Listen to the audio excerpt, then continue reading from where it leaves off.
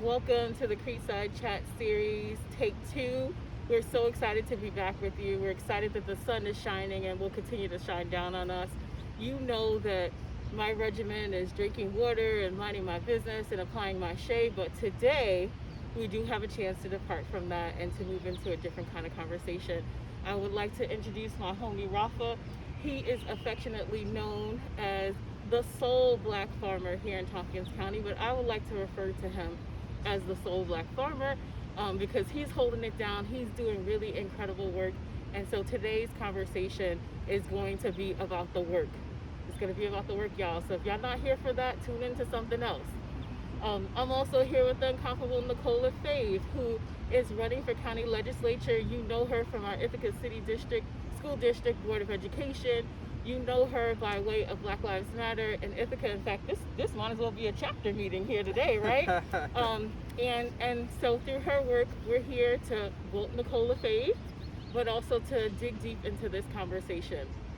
So we would have talked about food today, but I think given the sign of the times and the nudge that Nicole gave me this morning, we really need to dig deep around George Floyd, and we also need to dig deep around this most recent murder. Let's call it what it actually is. And so I'm going to ask with the utmost respect to each of you, what's happening in your bodies right now? How are you feeling? What's tiresome? Where are you? Let me go first. I mean, this is it's a constant, it's a continuum of trauma that happen when you hear of another loss of black life at the hands of police, especially. The police are the state by extension, in the hands of the state. So we have multiple black lives being lost at the hands of the state. And in a way that we can't seem to correct. This is a problem that's been going on for quite some time. It's now on every body cam footage across America. And it does something to your psyche. You can't move away from it. It hits you right in the center. And as a human being, and as someone in a black body who has to interact and live their daily life, it hurts. It hurts. But I use that to connect to my humanity, to my fellow people, to my fellow black people, and know that we have gone through so much, and this is a point where we can do so much. We have so much yet to do. So I mourn, and I use it to drive me forward.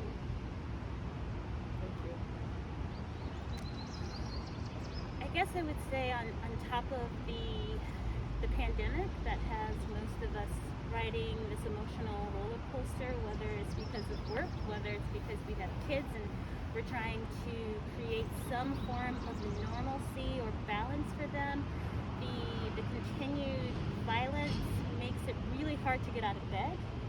It makes it hard for me to sit with my thoughts because there's so much rage, and trying to figure out how to use that rage in a way that creates peace, that creates sanity, because sometimes it's hard to know if it's me, if I'm bugging out, because when you go to work and everyone is just acting like everything's okay, we're on these Zoom meetings and we're just talking about productivity and things that we have to do, I have to ask myself if this has just become the norm, that folks are just okay with people dying every day and I still have to do a presentation.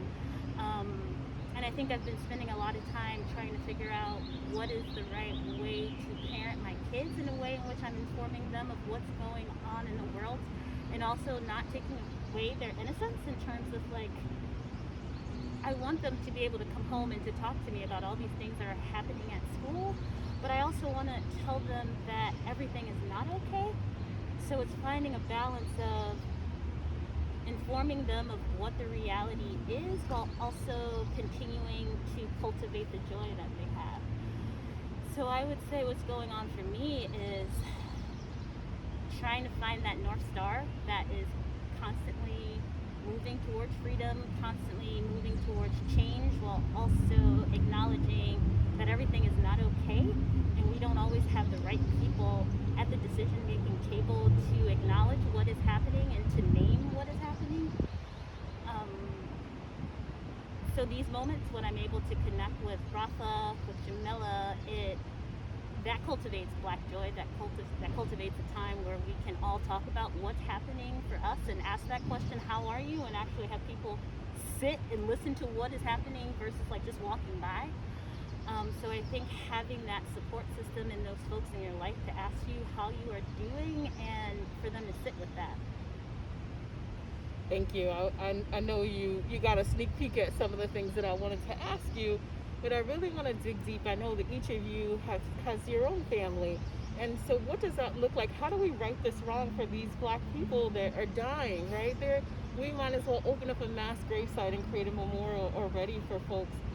How do you continue to cultivate joy? But what are you actually feeding your children, right? To allow them to be okay during this time and space. Yeah.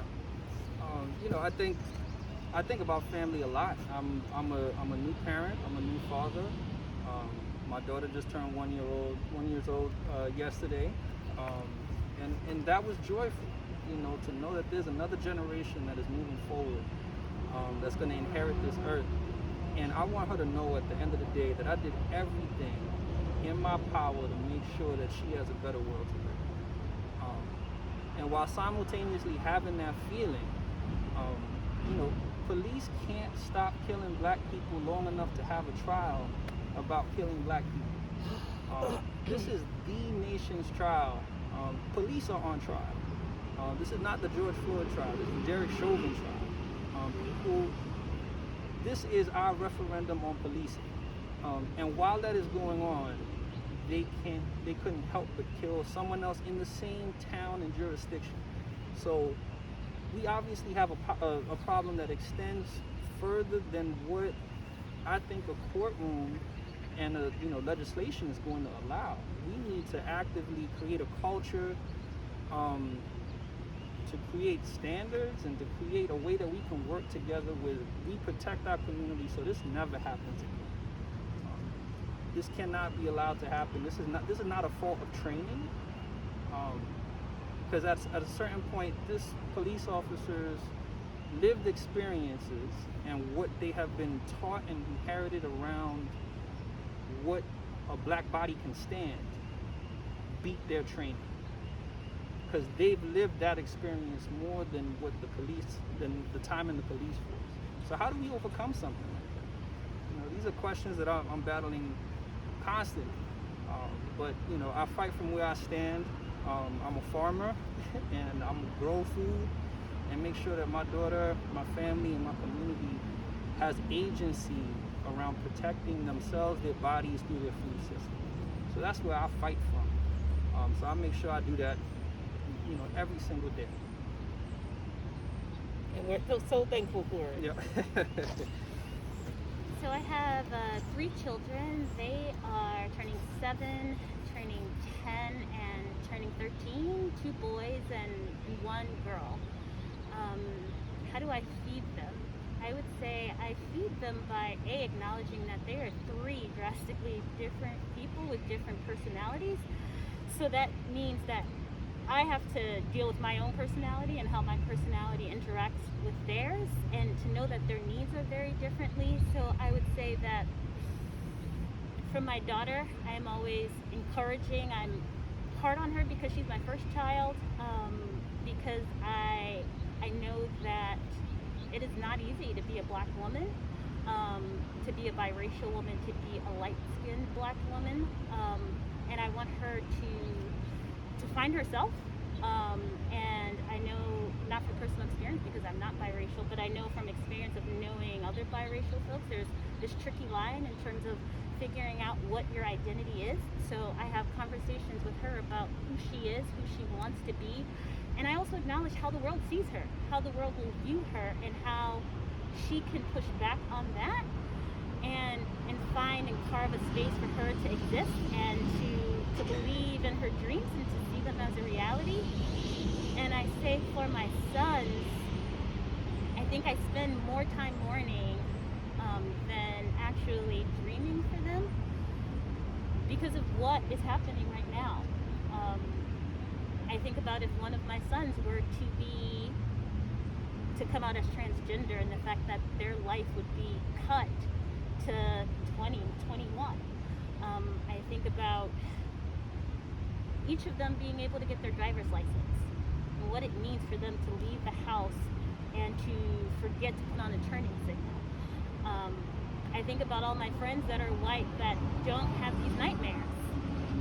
And then I have to pause and tell myself that I'm not spending enough time living. I'm not spending enough time procuring space for them to dream, because my angst is creating angst for them. Even when they leave the house at 7 and 10, I'm telling them like what not to do versus like what they should be doing. So I say all of that to say that I have to continue to feed myself so that I'm able to feed them. And I have to continue to fight, especially on the Board of Education, to acknowledge that children need to see themselves represented in school. Children need to feel as though the adults in the room acknowledge their future and their right to a future versus preconceived notions of what their capacity is. So I see my space on this earth and in this specific community fighting for my children, fighting for my neighbors' children, fighting for all kids to be seen, to be heard, to be validated, because a lot of them know what they need. They just don't necessarily have adults who are listening.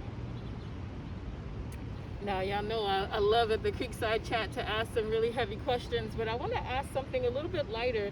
You know, what did you figure out during the pandemic in terms of what you could live without? And we'll get back to the really heavy lifting really soon. I mean, everything kind of changed in the blink of an eye. You know, things that we said that we couldn't live without, all of a sudden we had no way of accessing, right? Whether it was toilet paper, which everyone was joking about, but supply chains were disrupted, you know. So one of the things that I've had to live with and without is food from the outside. I love food. Yes, you do, Rafael. I love good cooking. I love good food when it's grown. You know, the stories of how it got to the plate, the wonderful hands that craft every meal, and the culture and the love that goes into it. And I wasn't able to go out to other people's houses to eat. I wasn't able to get a meal at a restaurant. You know, business was completely disrupted, and what was a normal recipe, you know, they were trying to figure out their business operations, and food is not the same here. So we had to do without that, just like that. And being a new parent, having to meet the food needs of my daughter and my wife who was feeding her. We cooked every single day, and so that's 3 meals a day. You know, I'm an active farmer. We don't have machinery. This is hand scale stuff. I use a lot of calories, so I'm cooking a lot. It's almost another full-time job to cook for the entire family. And you know, I took that on early, and now we kind of share roles. I love it, and I appreciate it so much. And other people who have cooked and created meals for their family and has done that as their life work. I have so much more appreciation for my mother and her recipes and how she fed us every single day. So that's something, you know. I don't know if I'm gonna go back. When things finally open up, I've learned how to cook really well. Hey, we're going to Rafa's farm. I would love to show y'all. I have to second Rafa on the living without eating out. I'm definitely someone who loves to eat out, and I think that's the one thing that I keep sacred now that I have kids and that single life is gone. That's been my one thing that I love to do. I will also say that I didn't realize how creative I was. I was cooking all kinds of meals. I mean, all kinds of meals. I think something that I would say that I could live without is interacting and engaging with violent, physically or emotionally abusive white people. So having to now pivot to working remotely I was able to really acknowledge how harmful it was to be in physical spaces with people, whether it was at work or my volunteer space and being on boards, and the amount of energy it took from me being in those physical spaces with them. And I saw a huge improvement in the space that I had for my kids and parenting, the space that I had for myself when I was no longer physically leaving my house. I was able to create peace and harmony within my home, even if I was on Zoom meetings. I could still turn the camera off and physically not have to look someone in the eye who I thought was committing a microaggression, who was being verbally abusive.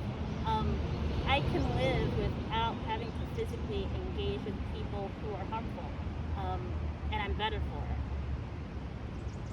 So y'all know we back to the heavy lifting. So my next question is, right, if we were to fast forward, and I think a lot of times people think that we live in an Ithaca is gorgeous environment, and it can be, but not everything about Ithaca is gorgeous, and there's some things that we have to dig deep in. You know, we have to get in the creek and figure out where are the macroinvertebrates, and here's one of those things. If we were to write the right situation in terms of this murder that just took place, how will we do that? And what does that look like here? What does county sanctioned violence look like here? What does state sanctioned violence look like right here on these Ithaca streets? I think, you know, we are but 100 feet away from the courthouse and the police station here in Ithaca. And we had a very violent interaction take place, you know, a year before that, here on the Commons with two of our youth. And I think about that moment a lot. There was so many similarities to what took place in Minneapolis and ended tragically with the loss of life. And that could have happened here. There was police officers using restraints by placing their knee on a young woman. There was another officer, all this is on camera, indiscriminately taking out their taser and pointing it at the crowd of people. And all it would have taken was that quick, that spark, and we could have been in a completely different situation. So we are no different.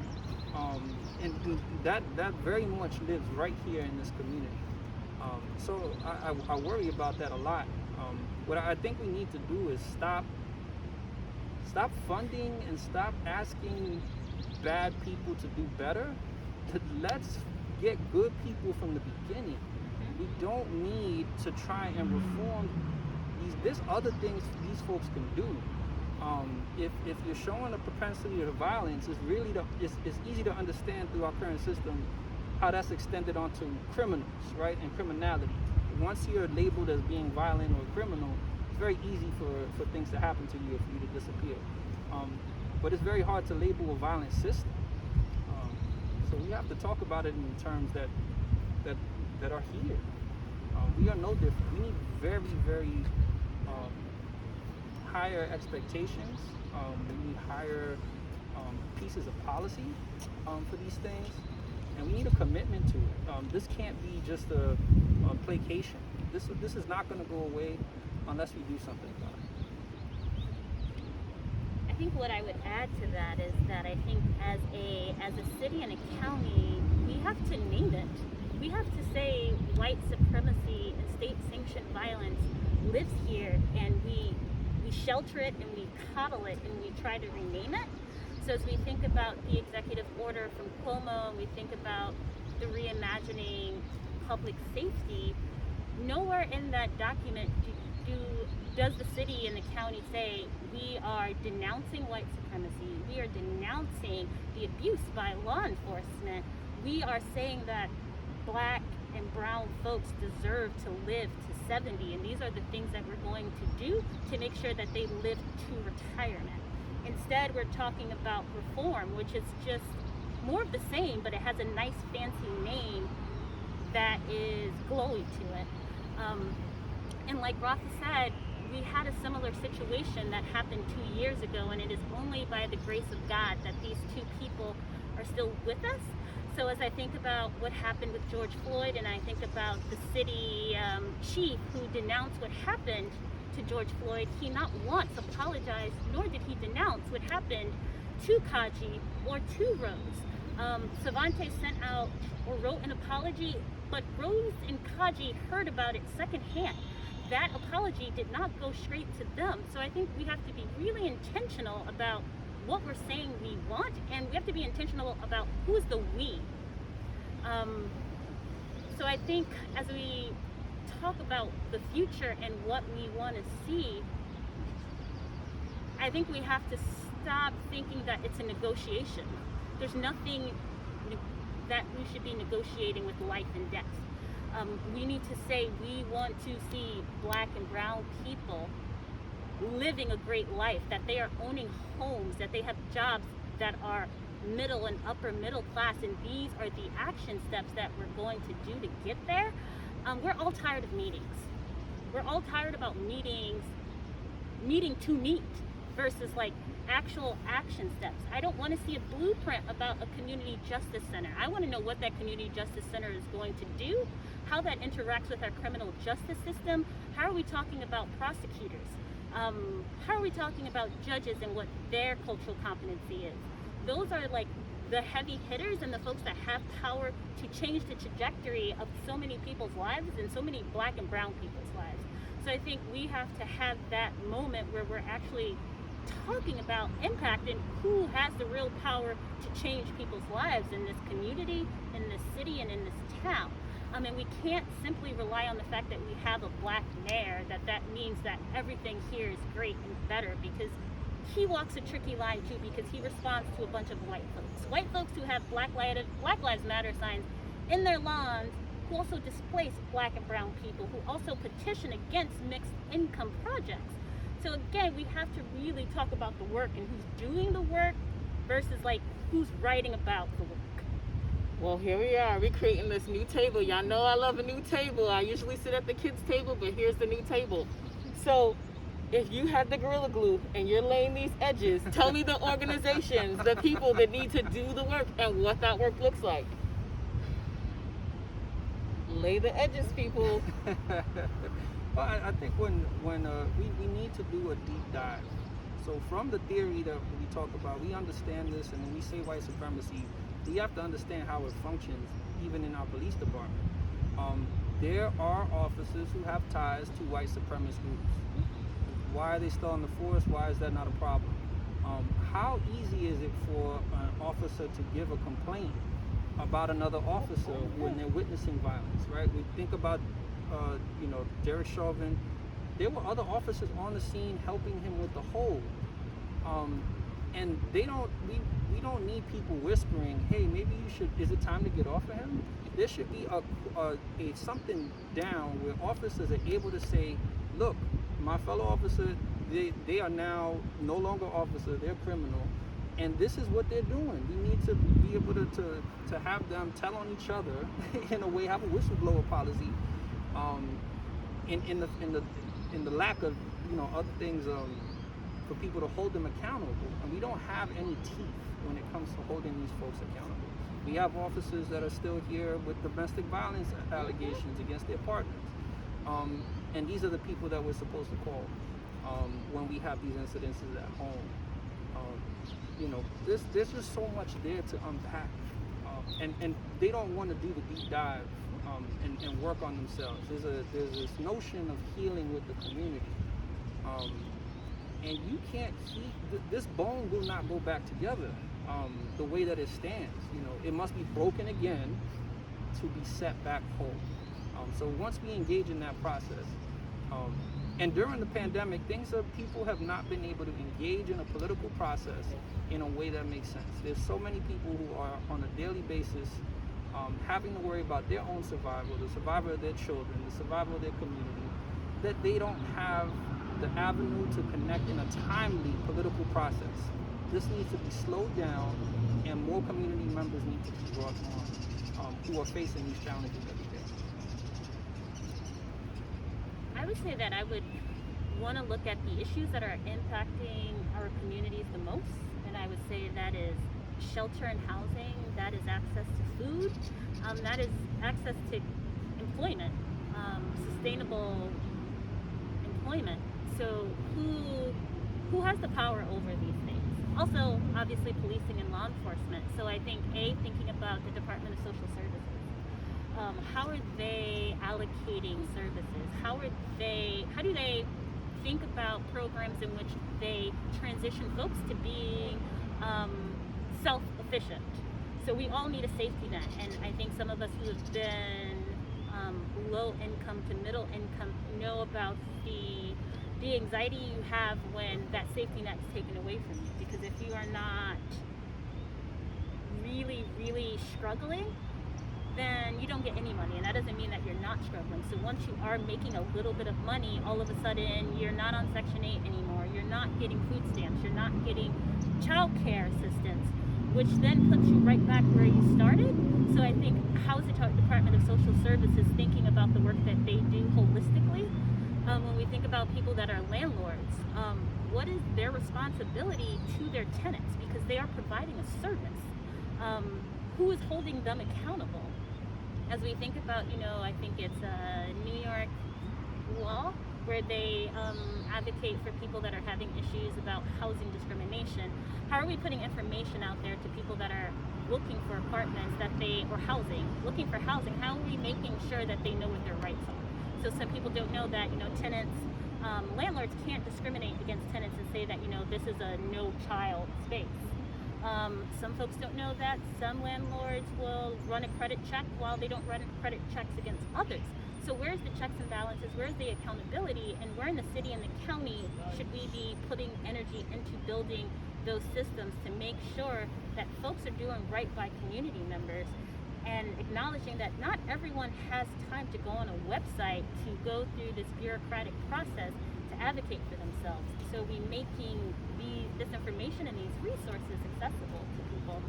And we're thinking about IPD or policing in general.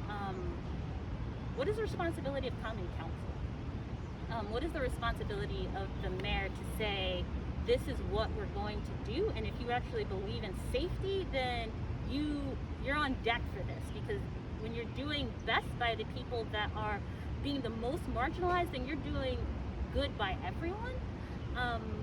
So I think that's where we start. Yeah, I wanna wrap up, but I do wanna ask, right? What does healing look like? What is healing gonna look like for you and your families as we move forward? And what does healing look like specifically for Black and brown folks here in this community? I mean, I think it's reconnecting. I mean, we have been distant physically.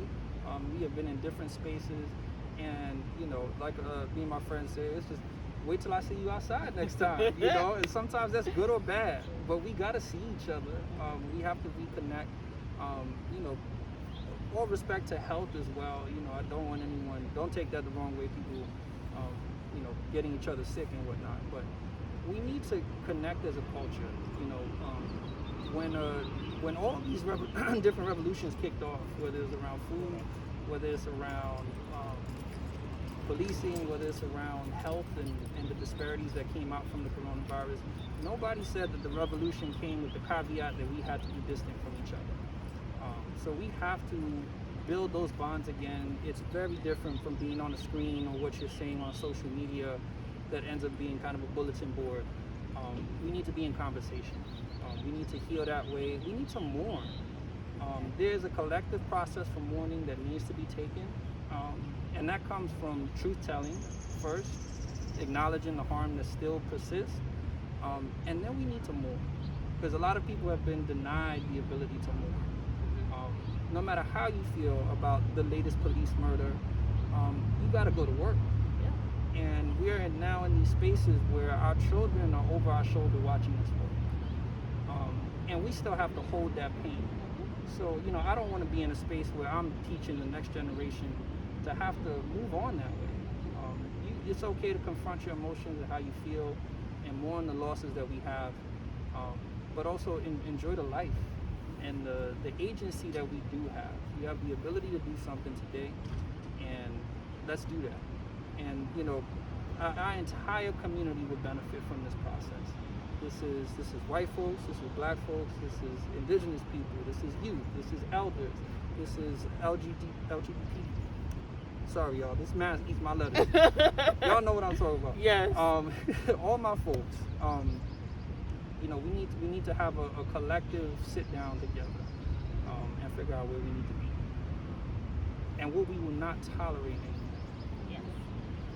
I agree with all of what Rafa said. I think storytelling is very powerful in terms of being able to connect and to acknowledge that we don't know each other's story. And I think when we're so isolated from each other, which we are, specifically in this county, as people continue to be pushed out, it's hard to connect with folks. It's hard to know if people have the time to listen to you. There's also this burden that you feel of like even asking for help or support when you need it. And when we don't ask for that support or help, bad things happen because people struggle alone. So I think creating space for that storytelling, I think also creating space for when people do awful things to one another. I think in our community there are people who we don't trust for reasons that happened in the past, and how do we reconcile that? How do we come to a place where we acknowledge that we have done something that was not great, that had an impact, that had consequences, and now we want to reconcile that and we want to start over? So how do we create space for that? I think that's part of healing. I think being able to be honest with ourselves. Like, I can't share my story with someone else if I'm not willing to even be honest with myself about what my story is and where it started and where I want it to end, and the different people that impacted that story. So how am I bringing those people into the fold to say that I've never pulled myself up by myself? There's always been people around me who have held me up when I couldn't do that. So I think it's being in a space together, whether that's virtually or physically, and being able to cry, because sometimes you need that good, ugly cry to let it out. But joy comes with pain, so I think we have to acknowledge both, and we have to create space to celebrate, because that feels good, because we're still here. And then there are those who are not, and what are we doing together to make sure that we're not watching more people be put in the ground, and we're holding those accountable who do that. So one of the seeds of revolution is being planted right here as comrades come together. You know, we each serve really incredible roles with Black Lives Matter Ithaca, in our home communities in Freeville and Groton and here in downtown Ithaca. And we're looking to not just see the change, but to be that change. And so we hope that you've taken some really great nuggets from this. We hope that you've laughed, you provided some side eye, and you start to look at people with that deep side eye and ask some really deeply seated questions. This is the CreekSide Chat Series. You will join us next time, and certainly I hope that our comrades will join us again. And we thank you.